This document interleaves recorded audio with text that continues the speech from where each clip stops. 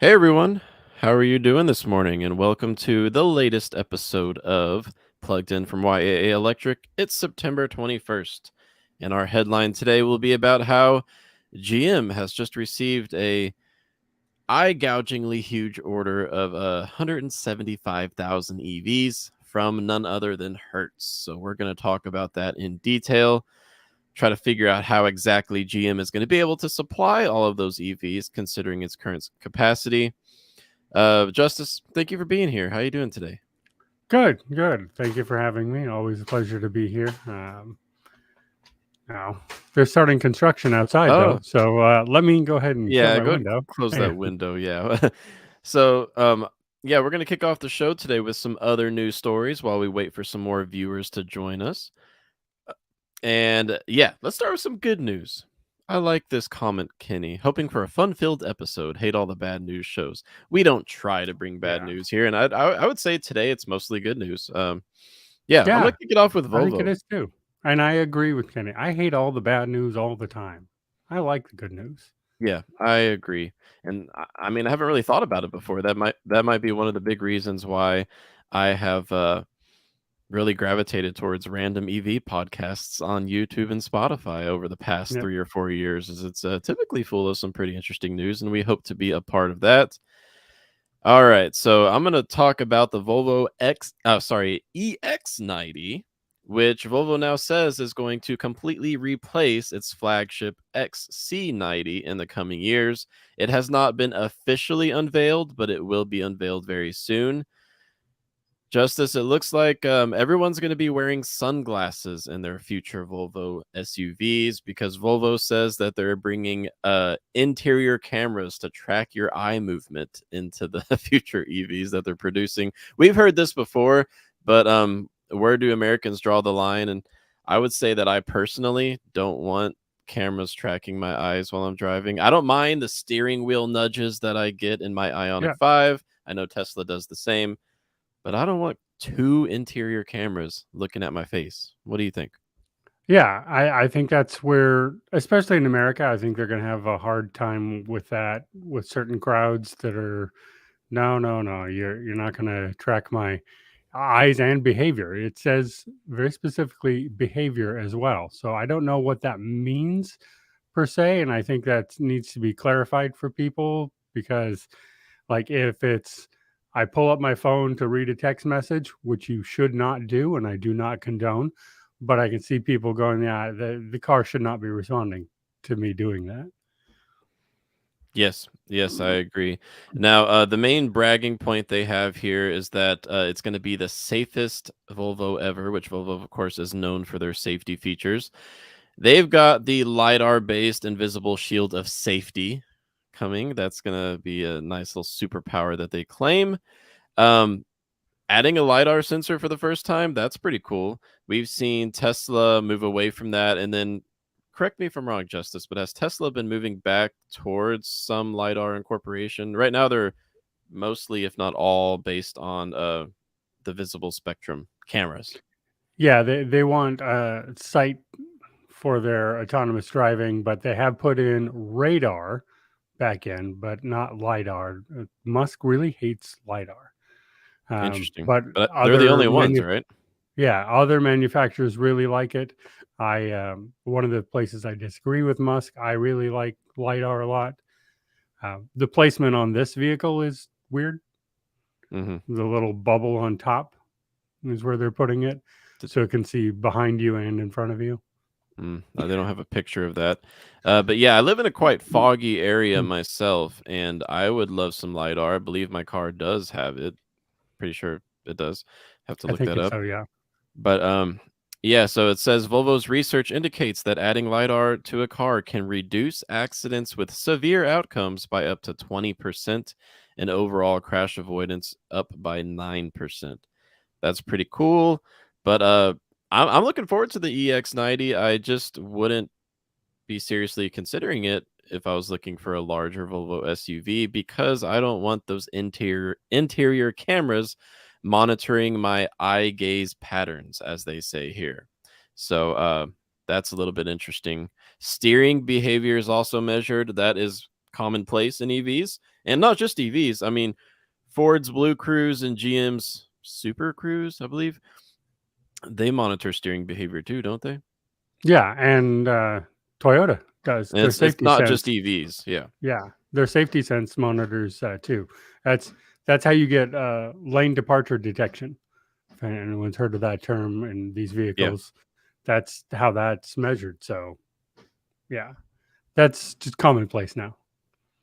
Yeah, and we don't quite know exactly what the EX90 is going to look like yet, but I'm sure it's just going to look like every other Volvo. That's not a bad thing. I think they look pretty sleek and Nordic. Here are some random pictures from Google. Um, yeah, we're talking about the EX90, which will replace the XC90. So that's exciting. Why don't they just Uh, call it a Polestar? yeah, I did slack you the article I read, which has a concept released by Volvo in 2021 for it. Okay. So Is it probably this one? yep, that looks a lot like it. Because I've It's a seen that front-on picture. view in the other, in the Okay. one I slacked you, but yeah, that's it. See the top right there and the front windshield? That's the Mhm. lidar Ah. bump. Now, is the XC90 out today a three-row SUV? I don't know. I thought it Someone let us was know in the chat. two, but yeah, I thought it was just two, but I it thought might it be was three. two also, but we've talked time and time again Yeah. about how a lot of larger families are asking for more three-row electric Yes, they SUVs, are. and other than the Tesla Model X, the Rivian R1S, which both cost over $100,000, honestly, the next hope on the horizon, other than like the Chrysler Pacifica plug-in hybrid, which is a great option, is the VinFast VF9. So VinFast is starting to deliver the VF8 in Vietnam. U.S. deliveries of the VF8 may happen end of this year, probably early next year, but the VF9 would be next on the horizon.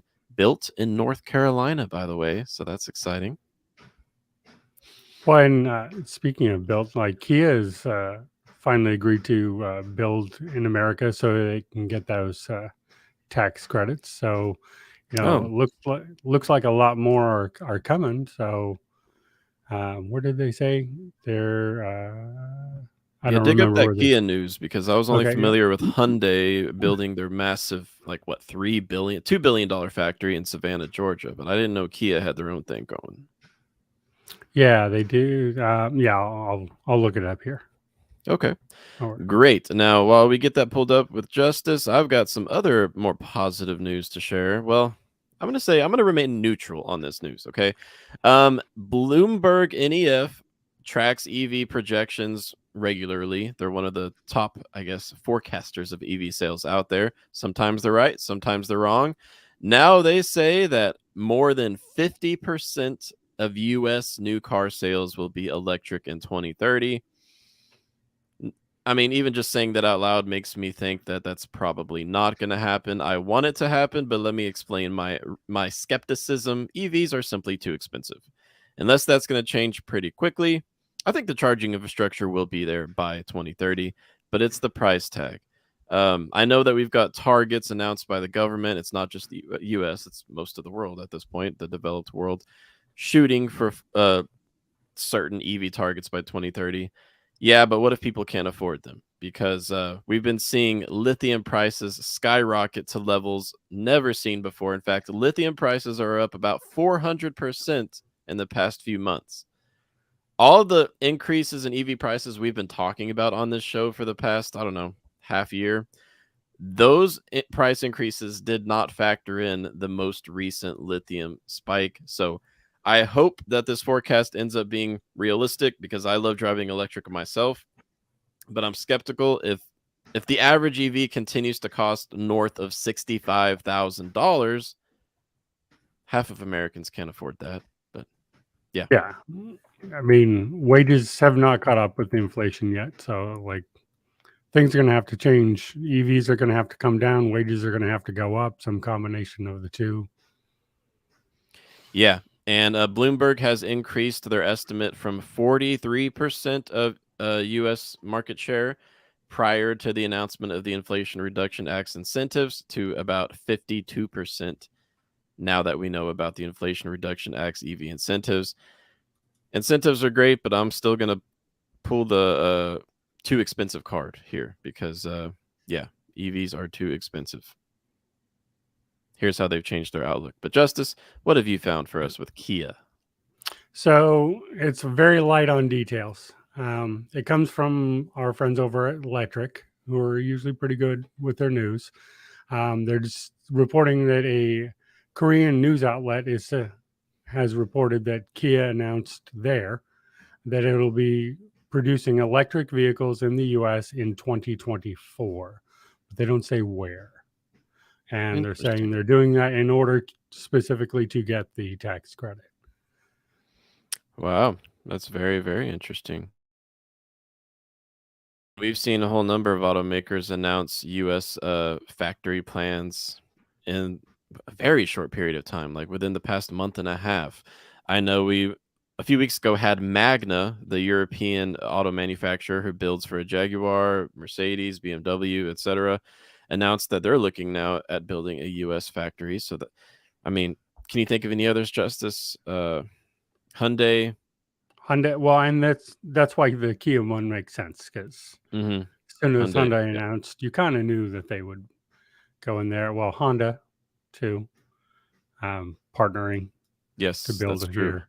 Honda's news was massive. That was billions Yeah. of dollars.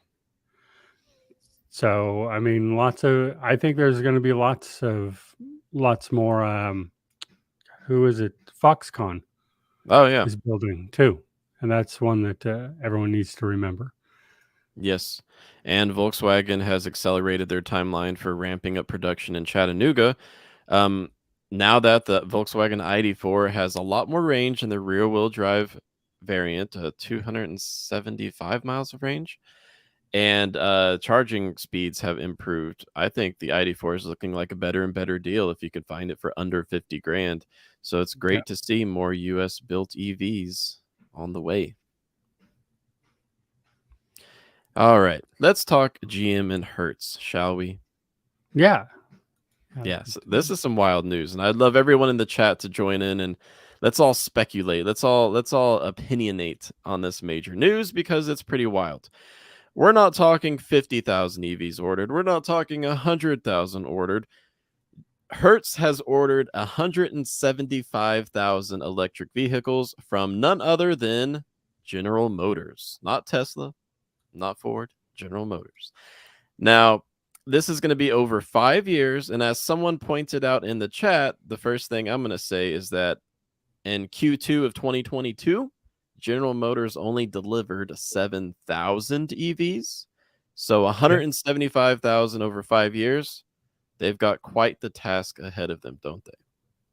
Yeah, I mean, it's going to be a lot for them to catch up to their own goals. I know that said by what 2025 they want to be doing 1 million, and I'm like, not in Yeah. 3 years. You can't do that.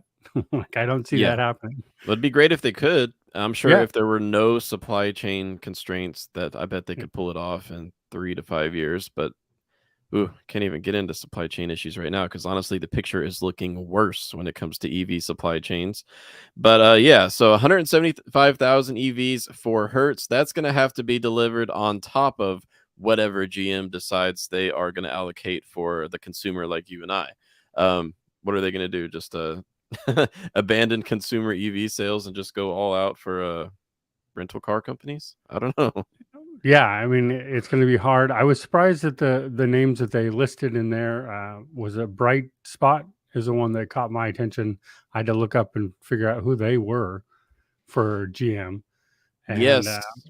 I was like, "Who is that?" Well, like, I don't know that company. Then I was thrown off when they make delivery vans, and that reminded me that Hertz does actually rent moving trucks.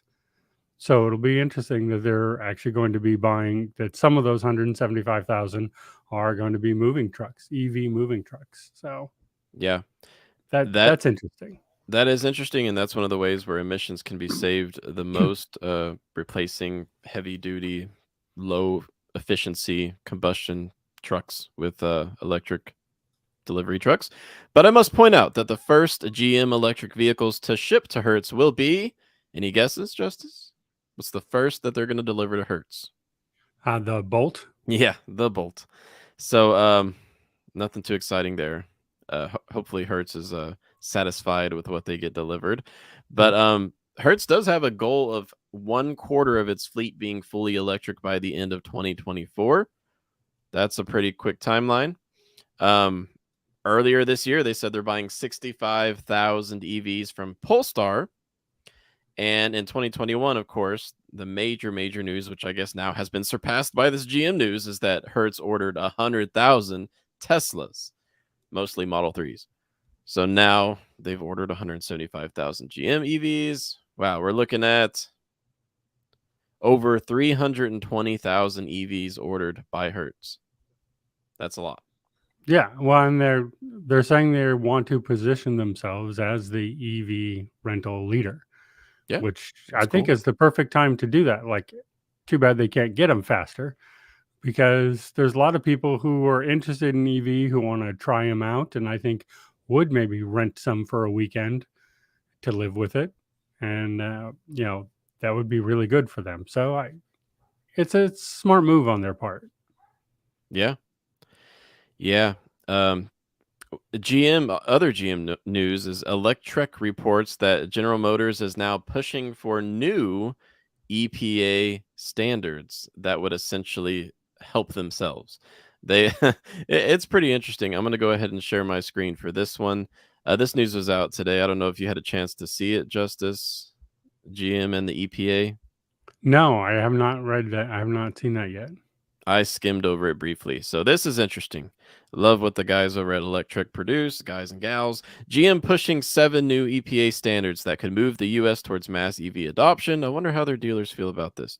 Yeah, so let's get down to the nitty-gritties here. Where's it at?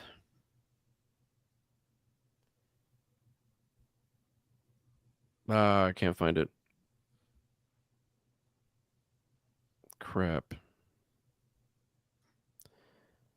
Well, this article is too long. Beats around the bush. Yeah, Electric is can be long-winded sometimes, but very Here they accurate. are. Here they So are. I'll have it.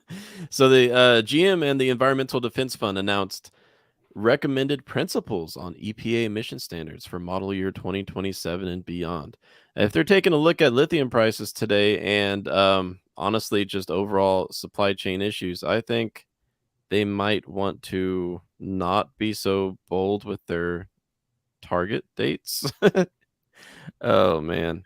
Yeah, everyone's target dates seem sort of pie in the sky. Everybody's. I don't understand where they're pulling these numbers from. It's like they're just saying, "Hey, that's a good round number. Let's do that." It doesn't make any sense. That doesn't. I don't think we hit any of these goals. Yeah, so here are the standards. I'm just going to read the parts in bold real quick. GM is recommending to the EPA. How brave of them. Well, they want to recommend the federal government what to do. Standards should achieve protective science-based emission reductions. Cool. Standards should be proposed this year and adopted next year, proving stability and certainty for manufacturers. Okay, it's kind of vague. They should be designed in a manner consistent with EPA's long-standing regulation of emissions. Okay. They should be designed to enhance equity. They should incorporate an innovation of opt-in compliance pathway for multi-pollutant reductions. Lots of big words. Yeah, Complementary public sure. and equitable investments. All right. Coordination. So, not a lot of substance here. No, just a I'm lot of going to move on. buzzwords. Yeah, I'm going to Yeah, move there's a, on. there's a lot of buzzwords in that mean not much. Yes, yes, indeed. Any other news stories catch your attention this week so far? Let's see. Over on Motor Trader, I did like the over half the motorists they polled are likely to choose an EV or hybrid as their next car. And this was done uh, in the UK and the US. The US was 37, and the UK was 50% of people saying they're going to buy either an EV or a hybrid as their next car. I can confirm that just for our members. Most people are asking me, should I go EV right now, or should I go hybrid and EV for my next vehicle? And I hear that more than I hear anything else on the chats and in the community at YAA right now. Yeah, and as plug-in hybrids become more capable, I've seen Mm-hmm. more of our members interested in those. Speaking Yep. of which, Range Rover announced that their 2023 plug-in hybrid option is going to double its all-electric range. So we can't forget that, yeah, EVs are seeing plenty of innovation, but I mean, EVs are in short supply. Charging infrastructure still kind of sucks unless you have a Tesla. So plug-in hybrids are a good option for a lot of people. And if you're looking at 50 miles of all electric range in a plug-in hybrid, I mean, I don't even drive 50 miles a day, so I could technically be driving an EV around all the time. But yeah, that's interesting to see more and more of our members interested in those. Um, Yeah. Can yeah, I do a quick PSA on that topic, please though? do, please do. Yeah. Can you all stop trying to buy a RAV4 Prime? Just give it, just give it a year, maybe a year and a half. But stop trying to buy them now. It's not going to happen. You're not going to get it. You won't be able to get it for MSRP if you do find one that is not already pre-sold. So please consider other plug-in hybrid electric vehicles. Yes, thank you for that PSA. And Mhm. earlier, I was shouting out the Chrysler Pacifica plug-in hybrid Yeah. because if you've got a big old family and you want to haul around 5 kids, then that's a good plug-in hybrid for you. You can get what 30 miles of all electric range, something like that. Yeah. Yeah. Yeah, And there's lots of great options out there. I admit I love the RAV4 Prime too, but in June, when Toyota cut off our supply of knowing how many were out there were 42 not pre-sold in the United States. yeah, 42. So, yeah. and Longo down in Los Angeles, the largest Toyota distributor in the country, has cut off orders. They Huh. have more orders than they can fill all the way through 2023. Yeah, I mean, I So, know some prospective EV buyers are just kind of bowing out of the search for their EV right now and gonna say they're gonna come back to it in the future. Shout out to my buddy Jacob. I know he watches the show sometimes. He had been interested in a Ford Mustang Mach E, a Volkswagen ID4, even thought about Teslas for a bit, but he ended up just going for an Acura RDX and said maybe for his next vehicle he'll go electric. And I don't blame him yep. really because if you need a vehicle like soon and can't wait 8 months, I guess he got it at MSRP. I can't blame him. Well, yeah, and that's good. I tell people all the time, like, if you're not in basically California, um, think about getting a hybrid this time, and then your next vehicle will maybe be in a time frame where there's more charging infrastructure, both public charging and multi-unit housing charging. Um, so you might have better options there. You'll have more vehicles available, more competition out there. So it's not just, do I want the Model Y or something else? Yes, that is true. Another thing that came to mind this week was some news out of Uber. Not really a surprise here, but they commit to an EV only fleet by 2030. It's pretty cool, but EVs are expensive, so I guess Uber drivers are gonna have to Yeah, fork what's up some what cash. I don't fully understand that. They're going to say if you're driving an ICE vehicle that you can't work for them, or are they Yeah. talking about their own fleet? It says drivers with gas powered vehicles at that time will be forced to either switch to an EV or stop driving for the company. That is via car and driver. Yeah. So, yeah. Well, I have lots of feelings about Uber and their practices already. That just sort of jumps in there with them. So, And especially if you think about those who have the most opportunities with driving for Uber, maybe it tends to be lower income, not always, but lower income households trying to make some extra cash with Uber. yep. And honestly, those are the households that are going to have the hardest time affording an EV if the average price is $66,000. I will tell you, I drove Uber Eats because I didn't want to put a person in my car, but I would deliver food during the pandemic, in between jobs when I left my restaurant job before I went to the dealership.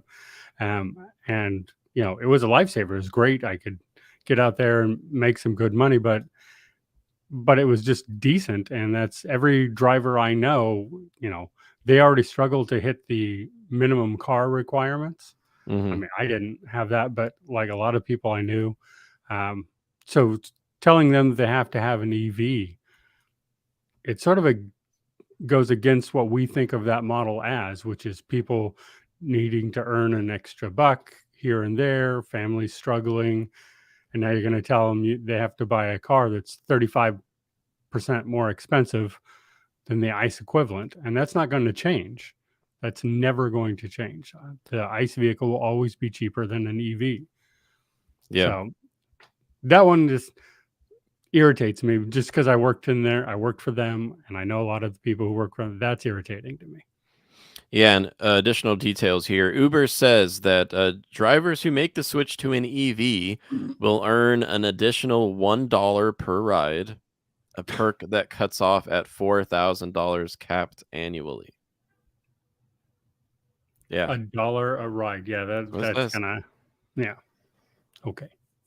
Yep, but interesting, and a little analysis found from Car and Driver that let's see. Comfort Electric is what they call it right now, and Comfort Electric choices were priced a bit higher than non-electric options. That's not really a surprise, but Uber's getting more expensive, you guys, and as they go electric, it's probably going to cost more. And they're the number one investor also in autonomous flying vehicles, which they are testing in Detroit and Chicago as we speak. Flying taxis, robo taxis. No So thanks. pretty soon in the major urban areas, they may not even have human drivers at all. We'll see.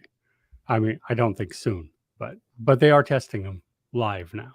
So Yeah, yeah. Well, I'm gonna let you guys out there try that out before I ever step into a flying Uber. Hopefully, it has a good pilot. I don't think many pilots are going to want to fly for Uber. Maybe they will. Maybe I'm wrong. no, these are autonomous.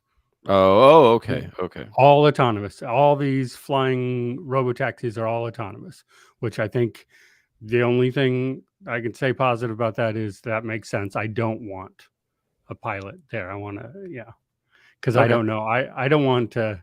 I don't want Justin to go. Hey, I'm going to go fly some people around today. No, you don't want Like, that. no, please have the computer where it knows where it's going. Take care of all that, please. Yeah, and I think we're going to wrap up today's show with some adorable, yes, I said adorable, images of the ID Buzz commercial concept. It's just the cutest thing. You ready, Justice? Yeah, this was one of my favorite vehicles when it was first out. What do you think about that? Okay. That looks like a good humor truck. Yeah, so if you're listening to us on the podcast, we're checking out an ID Buzz that has been retrofitted with basically a maintenance cab on the back. What would you call that? It's a box. It's a Yeah. box. It's got a big old box on the back. But that is interesting. So Volkswagen is showing off its cargo variants of the ID Buzz. Got some more images here. But that's cool. I mean, I wish them Yep. success. My wife is still interested in the ID Buzz. But I wonder when we'll see it in the US. What do you think? I Before think or it's after the Cybertruck? no before they actually build these things. Hmm. So much to my dismay, I don't see any Cybertrucks actually out there anywhere being built.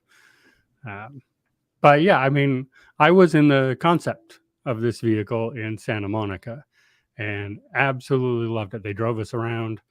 It was amazing. What they came out with was a little bit less impressive, but I still think it's going to be really popular. It's not for me, but I think it's going to be very, very popular. And it is, it's an old bus. It's a VW bus. So talk about third row passenger seats. It has room. Hmm. Now, here, I've got a question that I want to ask all the viewers with us. We've got like 60 of you with us right now, so please hit that like button, and if you haven't, subscribe. We don't just do live shows, we also release edited videos that have a variety of content. But here's the question for everyone, and this is for you too, Justice. Which EV or plug-in hybrid has been really growing on you lately, that you've been becoming more and more interested in, that you did not previously really care about? I have one that I've been thinking more and more about lately, and I'll share it with you guys first because I want to see what you guys drop in the comments. Yeah, let us know. So I am getting more and more interested, honestly, in the Ioniq 6. Why? Because, I mean, I drive an Ioniq 5, but it still feels a little bit like an SUV. It feels a little bit like, RAV4, wife's Subaru Forester. It's nice, but it's got a little bit of that top heaviness that you would expect with the crossover slash hatchback. Sometimes I just think about how fun it would be to drive an Ioniq 6 around.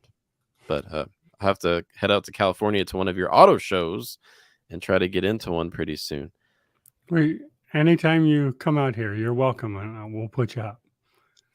Let's see. In the chat, we've got Donald saying the Chevy Bolt. It is looking like more and more of a value deal if you don't travel a lot. So I can agree with you, Donald. Honestly, I should have said that because I used to talk so much trash about the Bolt Yeah. during the recall. I will be the first to admit that. But with prices just running out of control, the Bolt is looking like more and more of a value deal. Here we got the Buick Wildcat, Ford F-150 Lightning, Toyota Prius, Aptera. That is interesting. Yeah, Aptera. Equinox. Affordability is on everyone's mind, my mind included. Yeah, I would say if you're interested in the Equinox EV, be monitoring, maybe sign up for Chevy's updates. I don't know. Be monitoring for when the reservations are opened up, when the reservation books are opened, because there is going to be so much demand. You will want to sign up. I don't know if they'll require a deposit, but you're going to want to be on that list early if you want to have any chance of getting an Equinox EV in 2024, I would say, because the first are going to be delivered in late 2023. So if you want to get your Equinox EV in 2024, be looking out for that. Okay. I'm a huge fan of that as well. I think Kenny said it earlier in the chat. I think with Hertz doing the buying all of those, that's your $30,000 vehicle right there. The ones that get sold to Hertz. Yeah, that is I true. don't think we'll see those. That is true. Yes, indeed. And Penny is happy with their ID4 for now. That's pretty cool. Yeah, I love the ID4 too. Well, thank you so much, everyone, for joining us. In about 26 minutes, we'll be back at the Ray and Zach channel for some overall market news that Ray and Zach are going to share with you. Ray's feeling better, so Ray I was is going to going to ask, be there. Ray is back today? Yay. Yeah, I won't be back this time, so you guys got lucky. But Ray and Zach will be live on the Ray and Zach channel. Yeah, looking forward to seeing you guys again Friday. Thank you so much for being here. Thank you, Thanks, everybody. Justice. Thank you.